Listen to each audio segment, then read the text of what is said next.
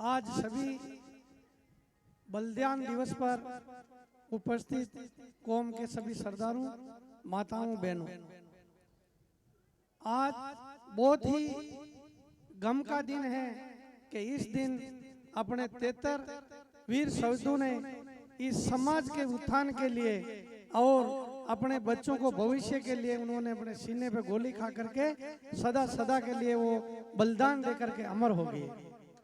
इस बलिदान दिवस को अपन को याद रखने के लिए, इनकी कीर्ति आगे बनी रहे, इनका इतिहास युगों युगों तक रहे, उनके लिए आप सबको मिलकर के ऐसा प्रयास करना पड़ेगा जो आगे तक चले। क्योंकि भैया सुनो 5 मिनट, बलिदान तो इस कौम ने कई दिए, परंतु अपना इतिहास नहीं बना, इसलिए वो बलिदान दब जाता है। सर्वप्रथम बलिदान गायत्री माता ने दिया था, परंतु वो आगे चल करके इतिहास में नहीं रही कि वो गुजरी माता थी, क्योंकि अपन में शिक्षा की कमी थी। उसके बाद में बलिदान तो नंद बाबा और यशोदा ने भी दिया था, और जो भगवान श्री कृष्ण को बचाने के लिए जिस बालिका की बलि दी गई थी वो गुजरी माता की कन्या थी, परंतु उसका इतिहास नहीं रहा, क्योंकि अपन में शिक्षा और इतिहास लिखने की कमी थी। उसके बाद में इतिहास आगे आ जाओ, भगवान श्री देवनारायण जी पे आता है, तो भगवान देवनारायण जी ने इस 36 कौमकर को साथ लेकर के जगाने का जो काम किया, जो बाबा भीमराव अंबेडकर ने किया, उसके 1100 वर्ष पहले भगवान देवनारायण ने इस छुआछूत मिटाने का और सभी समाजों को साथ लेकर के चलने का जो काम किया वो भगवान देवनारायण जी ने किया। और भगवान देव बाबा को भगत 36 कौम के होते हैं और उनके पुजारी भी 36 कौम के हैं, परंतु अपना इतिहास नहीं लिखा गया क्योंकि अपने में शिक्षा की कमी थी।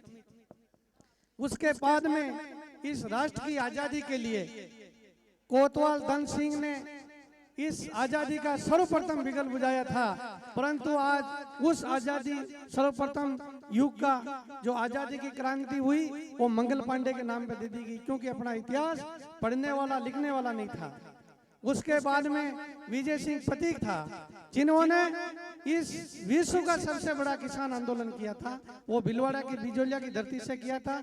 उस टाइम का जब भारत आजाद नहीं हुआ, उस टाइम ने उन्होंने किसानों का 83 कर लगान जो माफ करवाया था, और विश्व की जो ब्रिटिश सरकार वो उनसे हिल गई थी। उसके बाद में पन्ना दाई ने बलिदान दिया था। पन्ना दाई नहीं होती तो मेवाड़ किसी नक्शे पे नहीं होता, परंतु अपना इतिहास नहीं बचा, क्योंकि उन्होंने अपना पुत्र चंदन का बलिदान हंसते हंसते दिया था। और उसके बाद और भी कई बलिदान हुए। अपनी शिक्षा की जागृति की कमी है। अभी अपने 73 भाइयों ने बलिदान दिया। आप जब तक पढ़ोगे नहीं, लिखोगे नहीं, इतिहास नहीं लिखोगे, आपका इतिहास लिखने के लिए कोई दूसरा और बाहर से कोई नहीं आएगा। आप लोगों को जागृत होना पड़ेगा। और जो इस देश में बुद्धिजीवी लोग हैं, चाहे वो कोई सी समाज से है, इतिहासकार है, उनके पास जाकर के अपना इतिहास लिखाओ, उनमें बुकों में लिखाओ, राज्य सरकार की पाठ्यक्रम में सम्मिलित कराओ, तब जाके इतिहास बनेगा।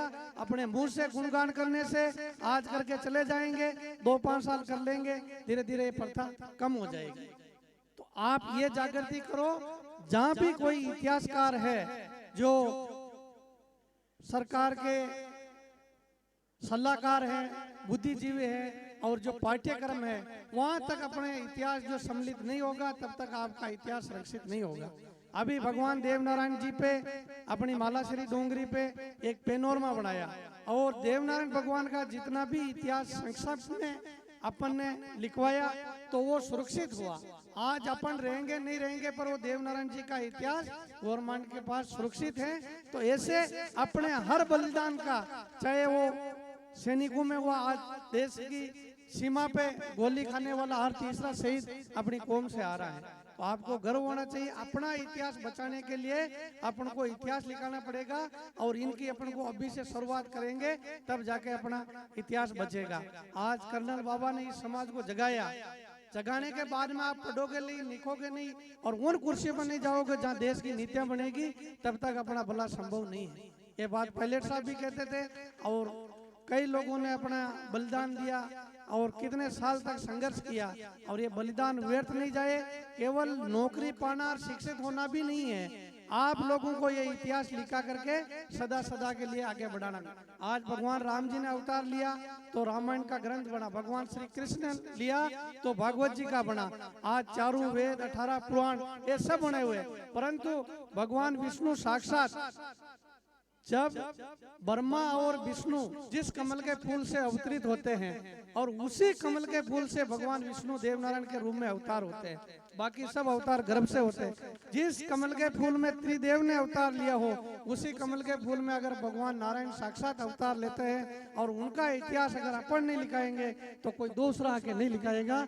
आप सभी समाज जन आप बहुत जल्द भगवान देवनारायण की जन्मभूमि में वहाँ पे एक बहुत 2-3 महीना तक का सम्मेलन करेंगे और उसमें पूरे भारत के जितने भी इतिहासकार हैं उनको बुला करके वो सारा का सारा इतिहास लिख करके ऐसा महाभारत जैसे देव ग्रंथ बनाएंगे और उसको फिर प्रसारित करके अपने समाज को सबके बच्चे और बुजुर्ग सब पढ़े और उनको पता चले कि भाई अपना इतिहास क्या था। आप सब लोगों ने यहाँ श्रद्धांजलि सभा रखी, जो 73 वीर शहीद हुए उसके सबके सम्मान में आप सब लोगों ने बुलाया, मान सम्मान दिया, उनके लिए धन्यवाद। पूर्व विधायक फूलचंद जी साहब, दामोदर जी, जिला प्रमुख जी, यादव साहब, डॉक्टर साहब और बडाना जी, विक्रम जी पहलवान और यहाँ की आयोजन समिति, सबको बहुत बहुत धन्यवाद। आप सब लोगों से आग्रह है कि भगवान श्री देवनारायण जी की अवतार जन्मस्थली माला श्री डूंगरी आप जरूर पधारे और साक्षात भगवान नारायण का वहाँ दर्शन करके अपने आप जीवन को धन्य करें। जय श्री देवनारायण भगवान।